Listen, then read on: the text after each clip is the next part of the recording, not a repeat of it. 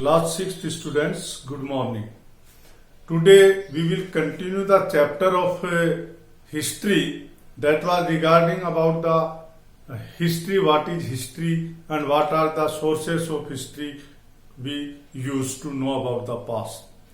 Students, today actually in the previous video I have explained you the chapter up to the geographical evidences of history. Okay, like Himalaya, like a peninsular area, like a plateau region. These are sources of the geographical sources of the history. We come to know about the history of by these things. Okay, like Himalaya and peninsular area, plateau region and hilly region. These all tell us about the. These are the best sources of the history. In other words, we can say. Now, today we will see about the various resources of history. This is divided into the two sources. What sources we have about to know about history?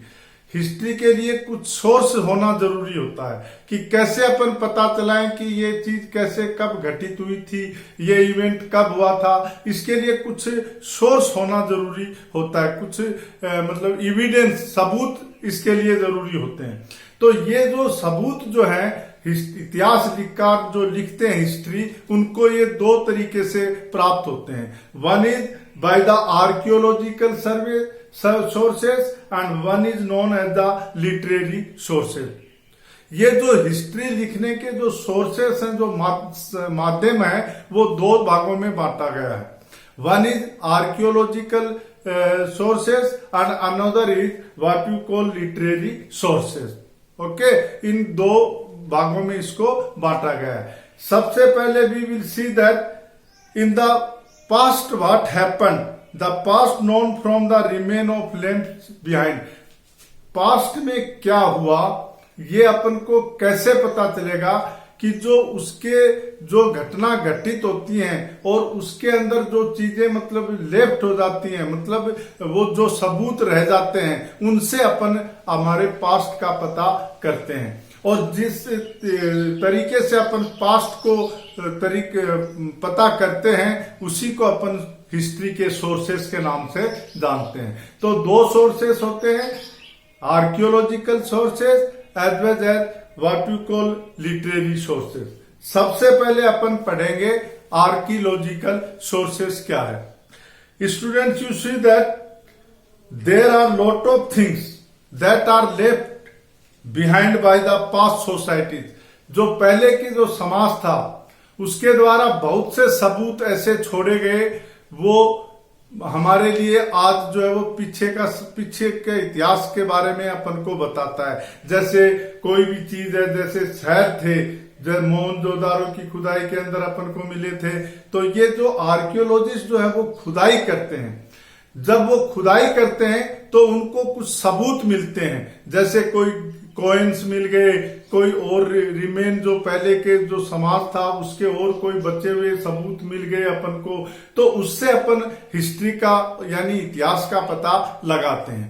तो पहले अपन इसमें archaeological में main important sources क्या है इसके बारे में अपन देखेंगे. The main sources are like coins. Coins are very important source of the history.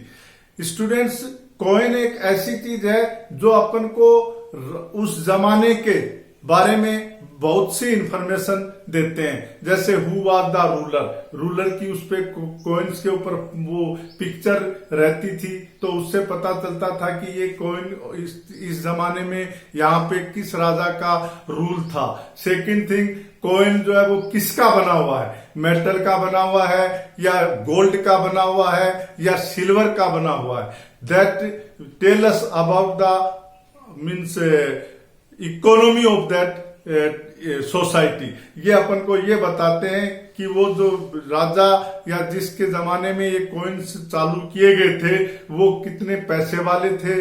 जिनके गोल्ड कॉइन होते हैं नेचुरली देवर वेल्दी, एंड जो सिल्वर होते हैं देवर ऑल्सो वेल्दी, बट जिसके मेटल वगैरह का कॉइन बना हुआ होता है तो अपन ये सोच लेते हैं कि जो रूलर था that was the not so I mean rich we can say. इसके अंदर गोड्स की कॉइन्स के ऊपर गोड की भी पिक्चर बनी रहती थी। उससे अपन को ये पता चलता है कि उस जमाने में जिस जमाने में ये कॉइन्स चलते थे पीपल जो है वो लोग किसकी पूजा ज्यादा करते थे। तो coins are the one of the important source of the history. Second is artifact. हमारे को पुराने जमाने में जो ये पीसेस मिलते हैं, अपन को कुछ टुकड़े मिलते हैं जैसे पोट्री, क्लॉथ, यूटेंसिल, टॉयज, ये सारी की सारी चीजें जो है वो अपन को एज ए सबूत मिलती हैं। धरती के अंदर जब ये आर्कियोलॉजिस्ट जो होते हैं जब खुदाई करते हैं तो ये मतलब इनको ये आर्ट की भी चीजें मिलती हैं। तो इससे जो है यूटेंसिल कैसे यूज करते थे ये कैसे पता चलता है अपन को, उनके द्वारा जमीन में दबाए जाते थे ये सबूत। ओके, एंड द कल्चर, इनसे अपन को आर्टिफैक्ट इसको बोला जाता है। इससे अपन को किसका पता चलता है, इससे अपन को उस जमाने की कल्चर क्या था, सोसाइटी कैसी थी, इकोनॉमिक यानी आर्थिक स्थिति लोगों की कैसी थी, ये सब चीजें अपन को इन आर्टिफैक्ट जैसे what you call many artifact होते हैं, क्लॉथ, पोट्री, यूटेंसिल, टॉयज, इनसे अपन को इसके बारे में पता चलता है। तो स्टूडेंट्स, ये जो आर्टिफैक्ट है ये भी एक बहुत इंपॉर्टेंट हिस्ट्री का सोर्स माना जाता है। Then we come to know about the next source, that is inscription. Inscription का मतलब होता है किसी मेटल पे या हार्ड सरफेस पे लिखावट जो होती है उसको अपन इंस्क्रिप्शन कहते हैं। The word engraved on the stone metal plate by some rulers or merchants or any other society member in past are called inscriptions। जो मेटल के ऊपर किसी राजा के द्वारा या किसी समाज के द्वारा, व्यक्तियों द्वारा या किसी एक पर्टिकुलर व्यक्ति द्वारा जब कुछ लिखावट अपन को मिलती है उसको अपन इंस्क्रिप्शन का नाम देते हैं। Students, you see that inscriptions of ancient period were found in temples, caves, etc। ये जो लिखावट है हार्ड सरफेस पे जिसको अपन इंस्क्रिप्शन कहते हैं, ये अपन को कहाँ मिलती है ज्यादा, that we find into the what you call temples. मंदिरों में ये लिखावट मिलेगी, पुराने मंदिरों में जैसे खजुराहो वगैरह में मंदिर है, you will find such kind of I mean this inscriptions on that. फिर उसके अलावा गुफाएं जो होती थी पुरानी, उनके अंदर भी अपन को इंस्क्रिप्शंस मिलते हैं। They are also written on walls, और ये जो है दीवारों पे लिखे जाते थे। केव्स की दीवार, जो गुफा की दीवार होती है, स्टोन पे लिखे जाते थे, रॉक्स के ऊपर लिखे जाते थे, पिलर्स के ऊपर लिखे जाते थे। इन पे जो लिखावट होती थी उसी को अपन इंस्क्रिप्शन का नाम देते हैं। इन inscriptions, it is not necessary that you have to write the inscription in detail. Detail में लिखने की जरूरत नहीं होती है। इंस्क्रिप्शंस अपन उसको भी कहते हैं जो 2 लाइनों में भी लिखा होता है, that also called as the inscription. Now you see, इसका एग्जाम्पल दिया गया इंस्क्रिप्शंस का, that is the oldest inscription has been found so far issued by Ashoka. Ashoka के द्वारा जो है सबसे पुराना इंस्क्रिप्शन लिखा हुआ अपन को मिलेगा।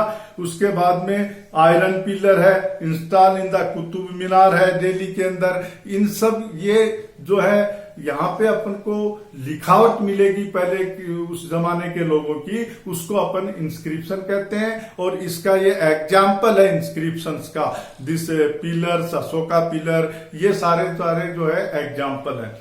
Now we see the next source of history as पर द आर्कियोलॉजिकल सोर्सेस में तीसरा पॉइंट अपन ये देखते हैं, दैट इज मोन्यूमेंट्स। ये monuments are the big structure of historical importance, they are made by the rulers of ancient time. ये monuments जो बिल्डिंग होती हैं, बड़ी इमारतें होती हैं, जो बहुत फेमस इमारत होती हैं, उनको अपन मोन्यूमेंट्स का नाम देते हैं। ये मोन्यूमेंट्स किसके द्वारा बनाए गए थे?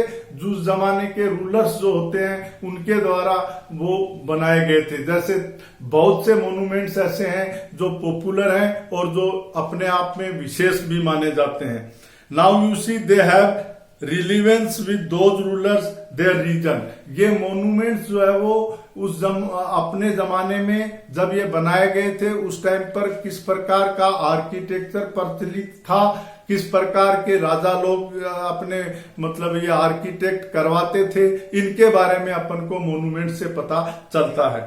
Now you see that they give the detail about the, अब ये मोन्यूमेंट्स जो है अपन को क्या देते हैं? दे give the detail about social, economic, culture, religious life, knowledge of the science and construction of the palace. These information we get from the what we call monuments. ये monuments से अपन को इनकी जानकारी मिलती है। Now you see that the palaces, temples, stupas, monsters, etc. are all monuments. अब ये monuments में क्या क्या चीजें इंक्लूड होती हैं? What comes under the heading of monuments? Monuments में क्या इंक्लूड होता है? That monuments में palace इंक्लूड होते हैं, टेम्पल्स होते हैं, जैसे स्टूपास होते हैं, और मोनास्ट्रीज, ये सारी बिल्डिंग वगैरह, मीनार वगैरह, इनको अपन मोन्यूमेंट्स के अंदर मानते हैं। ओके, तो ये जो मोन्यूमेंट्स हैं वो अपन को हिस्ट्री के बारे में बताते हैं। They tell us about the life of the kings during that period. उस जमाने के लोगों की जो है वो उसमें लाइफ के बारे में बताते हैं। नाउ फॉसिल रिमेन्स, कुछ फॉसिल रिमेन्स होते हैं। They also tell us about the information of history. ये जो फॉसिल रिमेन्स जो है वो भी अपन को इतिहास के बारे में बहुत कुछ बताते हैं। For example, fossils are the remains of plant. अब फॉसिल्स कहते किसे हैं?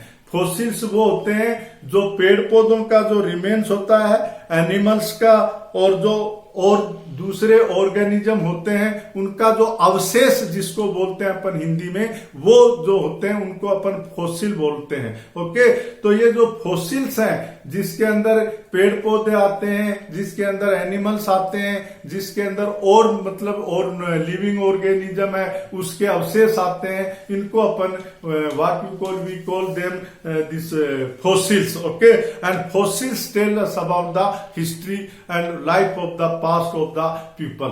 For example, they are main source of the information about the species and become extinct. ये ऐसा है, अपन को ये जो फॉसिल्स है वो इतिहास, क्या इतिहास बताते हैं? ये वो इतिहास बताते हैं कि किसी जमाने में इस प्रकार के जीव जंतु धरती के ऊपर रहते थे। For example, remains of the, जो अवशेष हैं, ऑफ डायनासोर। डायनासोर का अवशेष जो है वो अपन को ये बताता है कि देयर वाज ए पीरियड, एक समय ऐसा था जहां पे धरती पे डायनासोर रहते थे। ओके, तो ये मतलब फॉसिल से अपन को इतिहास के बारे में पता चलता है। Okay, now we will see that what we call the next this thing source of the history. ये तो था archaeological sources of the history. The next source of history is what you call literary sources. Okay, लिखावट, जिसको literary मतलब जो एजुकेटेशन से जुड़ा हुआ है, जो लिखित में जो और दूसरे अपन को सबूत मिलते हैं, उनको अपन लिटरेरी सोर्स के नाम से जानते हैं। Students, manuscripts, religious text books, इपिक्स, secular text, ये जो है लिटरेरी सोर्सेस में आते हैं। जैसे इपिक्स मतलब ग्रंथ हैं, जैसे कोई धार्मिक सेक्युलर टेक्स्ट हैं जो मतलब धर्म रिलीजन से जुड़ी हुई बुक हैं, और मैन्युस्क्रिप्ट्स हैं जो हाथ से लिखे हुए, पाल्म के ऊपर जो हाथ से लिखे हुए लिखावट जो मिलती है उसको अपन मैन्युस्क्रिप्ट कहते हैं। These we come are also come under the heading of the literary sources of history. इसके अंदर अपन देखेंगे मैन्युस्क्रिप्ट। पहले अपन देखेंगे manuscript. There have been a number of hand written text और मैन्यूस्क्रिप्ट, बहुत सी मैन्यूस्क्रिप्ट्स अपन को मिलेंगी रिटन बाय अवर एंसेस्टर्स, जो हमारे पूर्वजों के द्वारा लिखे हुए होते हैं। They use to write on the palm this bark of beech, मतलब एक बीच का पेड़ होता था, उनके पत्ते के ऊपर आप किसी भी चीज से लिख सकते हैं। Okay, so they use to write on this palm of birch and हमारे जो एंसेस्टर्स है वो इसके ऊपर इनसे लिखते थे, जिसकी वजह से अपन को उनके सबूत जो मिलते हैं। Okay, now you see that studied by the modern historian, many of these manuscripts are written in प्राकृतिक, ये प्राकृत भाषा में लिखी जाती थी, संस्कृत भाषा में लिखी जाती थी और तमिल भाषा में लिखी जाती थी। Okay, these manuscripts were written in many this thing, most of these manuscripts are written in these languages only. Okay, then these manuscripts describe about the ancient period of Indian history. ये जो manuscripts है ये अपन को भारत की जो पुरानी जो इतिहास है उसके बारे में बताता है। Okay, they give the important information about the past of Indian history. Then religious text, जो धार्मिक बुक्स होती हैं उनसे अपन को धर्म के बारे में कि लोग कौन सा धर्म उस टाइम पे अपनाते थे, क्या उसमें मतलब वो यूज करते थे, जैसे पुराण है, ये वेद है, ये लिखे हुए होते हैं, ये अपन को पास्ट के बारे में बताते हैं जो संस्कृत और इसके के अंदर और प्राकृतिक भाषा के अंदर लिखे हुए मिलेंगे अपन को। ओके, तो so they tell us the history, okay, about the our past, about religion and all. Now we see epics. Epics का जिसे अपन ग्रंथ का नाम देते हैं, you know there are epics like Mahabharata, Ramayana and they written in Sanskrit language. These epics ग्रंथ जो है वो रामायण लाइक रामायण एंड महाभारत जो है वो संस्कृत में लिखे गए हैं। These epics are good source of study about social values of ancient time.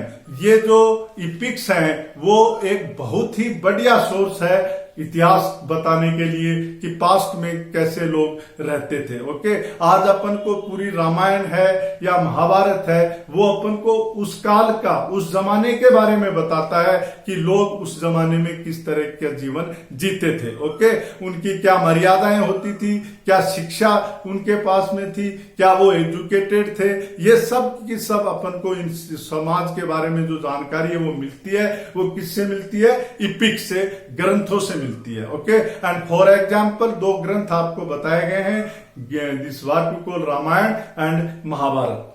Now secular text, मतलब धर्मनिरपेक्ष जिसको बोलते हैं। सेक्युलर का मतलब होता है धर्मनिरपेक्ष, no to use a particular religion only. लोग जो है वो एक ही धर्म को मानने वाले नहीं होते हैं, सारे धर्मों को जो मानने वाले होते हैं उन्हें अपन सेक्युलर कहते हैं। ओके, धर्मनिरपेक्ष जिसको कहा जाता है। These are the writings which are non religious in nature. ये मतलब लिखावट है जो अपन को मतलब बताती है धर्म के बारे में, पर्टिकुलर धर्म के बारे में नहीं बताती है। These text describe lives of the Kings. ये अपन को क्या बताती हैं? राजाओं का उस जमाने में जीवन कैसा था। द पॉलिटिकल इवेंट, राजनीति उस जमाने में कैसी थी। The time of information of medicine science, medical science कितनी डेवलप्ड थी। We can ancient this Kalhana, Rajatarangini, Kautilya, Arthashastra, Kalidasa drama, ये सब अपन पढ़कर ये पता लगाते हैं कि इस जमाने में कौन किस प्रकार का मतलब जीवन लोग जीते थे। Students, these were the what you call written records of this what history that we have discussed, that comes under the heading of literacy. Then the literature written by the Fa-Hien Sang and Sangma literature are some example of the secular literature written during the ancient period. ये जो दो तीन नाम जो दिए गए हैं book में, ये मतलब जैसे एक तो फा-हेन ने लिखा था, एक लिखा था ही सेंग ने जो चाइना के हैं, और संगम लिटरेचर, ये जो है वो एग्जाम्पल है secular, what you call secular text के। ओके, मीन्स ये ऐसी बुक्स हैं जिनके अंदर धर्मनिरपेक्षता के बारे में बताया गया है, किसी पर्टिकुलर धर्म के बारे में नहीं बताया गया।